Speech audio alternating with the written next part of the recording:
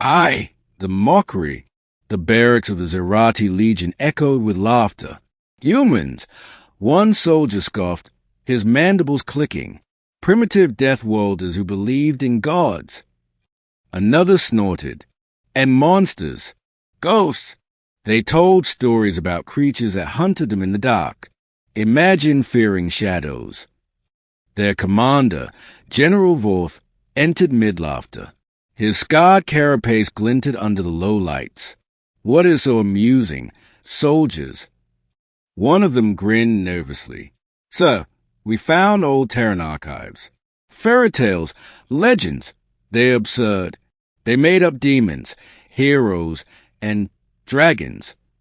More laughter followed, but Vorth didn't laugh. He only stared at the flickering screen showing an ancient image, a human in bronze armor, holding a shield against a monster shadow.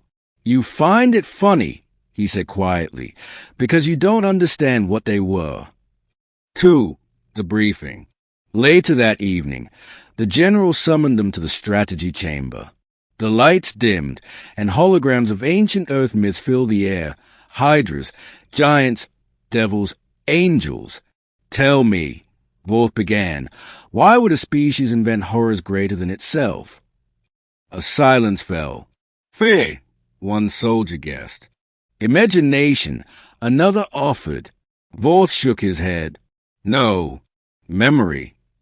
He switched the display to images of pre-warp human wars, soldiers in mud and flame.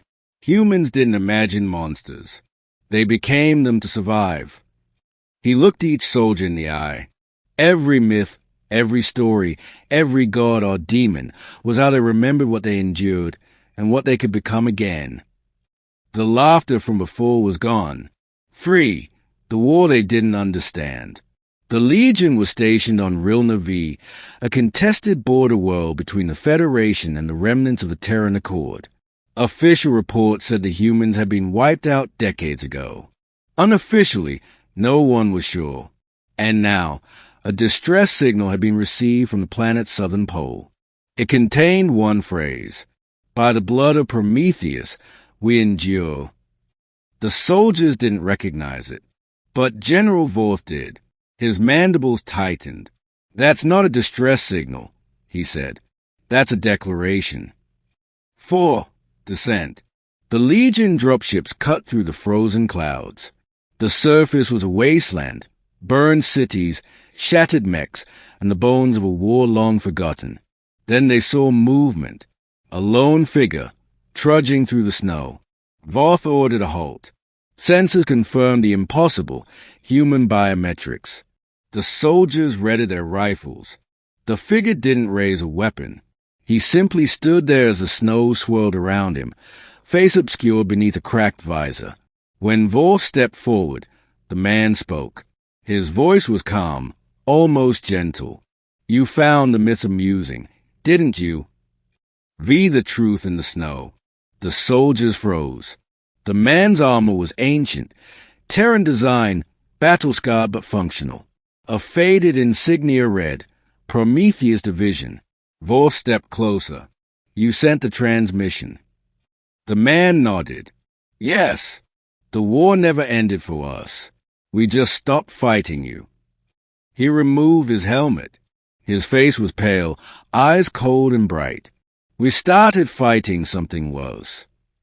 He reached into the snow and pulled out a broken drone, Zerata design, but twisted, organic, corrupted. You brought them back, he said. The ones we locked away in your myths. 6. The Awakening. Before anyone could respond, the ground shook. Black fissures split the ice, and shapes began to crawl out, metallic creatures with too many limbs and eyes that burned like dying stars. The soldiers opened fire. Plasma bolts lit up the night. The thing screamed, shrieking in a language older than the stars. The human drew a weapon from his back, not plasma, not kinetic, but fire, a gout of white flame that burned like the sun. You thought we made up demons, he shouted over the roar. We just gave them names. The soldiers fought beside him, terrified. For every creature they boned, 2 more crawled from the cracks. When the largest emerged, a towering beast of metal and flesh, Vorth watched the human run straight toward it. "What are you doing?" he shouted. The man turned once, smiling through the flames, becoming the monster they fear. Then he leapt. 7. The fire of Prometheus. The explosion that followed shattered the horizon. The snow turned to glass. The monster screamed, burned, and fell silent. When the light faded, the human was gone. Only his helmet remained, half buried in molten ice. The remaining creatures retreated, slithering back into the dark. Vorth picked up the helmet, staring at the insignia, a burning torch. "Prometheus," he murmured, "the one who gave fire to mortals." 8. The revelation. Back aboard the ship, silence filled the command deck. The surviving soldiers sat pale and shaken. One finally whispered, "General, were those things real?" Vorth nodded slowly. "They were. The humans fought them long before we met them. They survived by remembering, by turning their fear into myth." He looked at them all. They weren't stories. They were warnings. 9. The new myth. Weeks later, as the Zerati Legion departed the cursed planet, Vorth recorded a message to the Galactic Council. Erase the word primitive from every human record. They were never naive. Their myths are history. Their gods, their demons, all real in ways we do not yet understand. He paused, mandibles tight. If they return, pray their stories are the only thing that does. He turned off the recorder and looked out at the stars. For the first time in his long career, the most decorated general of the Zerati Legion whispered an old human phrase he had once mocked. "Fear the dark, for sometimes it fears us."